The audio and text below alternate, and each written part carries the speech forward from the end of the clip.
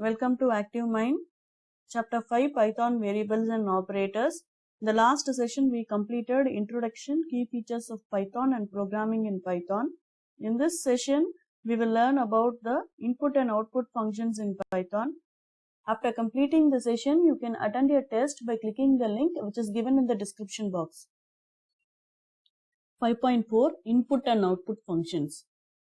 A program needs to interact with the user to accomplish the desired task.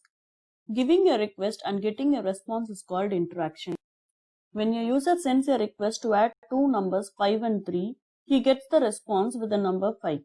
The function input helps to enter data at runtime by the user. Runtime is the period of a time when a program is running or executing. The print function is used to display the result of the program on the screen. The result is displayed only after execution. As we know, input function is used to get the input from the user. The syntax of input function is variable equal to input of prompt string, where prompt string is a message to the user. Prompt string enables the user to understand what value is to be entered. Let us see an example now. This is an example for input function with prompt string. I assign a variable named city and my prompt string to the input function is enter your city. On pressing the enter key, the prompt string is displayed on the screen. The user enters the value as Madurai. After entering the value, the user presses the enter key. Now we get the command prompt. If we get this command prompt, then it means there is no error in the input statement. Next we will see an example for input function without the prompt string. Now on pressing the enter key, there is no prompt string displayed, so user does not know what input has to be given, but still he gives an input and press the enter key. Again the command prompt is displayed, which means there is no error in the input function. It is always a good practice to have a prompt string in your input function. The prompt string in the input statement must always be enclosed within double quotes. Suppose if it is not enclosed in double quotes and on pressing the enter key, we get a syntax error. So prompt string must always be enclosed within double quotes. Therefore, this input function takes the values that is being typed in the keyboard and store it in the given variable. Next, we will see how to assign multiple values to multiple variables. Here we have two variables x and y. The values for two variables can be assigned in a single line. So on pressing the enter key, we get the prompt enter x. The value 5 is entered, and again we get the prompt for y, the value 6 is entered. Thus, in Python, it allows you to assign values to multiple variables in a single line. Next, we will see about the explicit conversion of data or value. The input function accepts all data as strings or characters, but not as numbers. Let us see an example to print the sum of two numbers. So first we get the value for a using the input function. Next we get the value for the second variable b. Now we display the sum of values using the print function. Now save the program and run the module. In the idle window we enter the value for a and b. So here the output is 5 followed by 6, but in the program we have used the addition operation. Though the program is correct, we have not got the desired output. Instead of 11, the output which is displayed is 5 followed by 6. So here the 5 and 6 are not treated as numbers, they are treated as string or characters. And this plus, it is not treated as addition operation. Instead it is treated as a string concatenation. String concatenation operator appends the second value to the first value. So here the value 6 is appended to the first value 5. So in such cases we have to convert the string data into numeric data.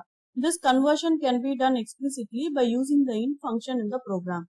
We prefix int function to the input function to convert the string data into the numeric data. So now we save the changes after the explicit conversion. Now we run the module.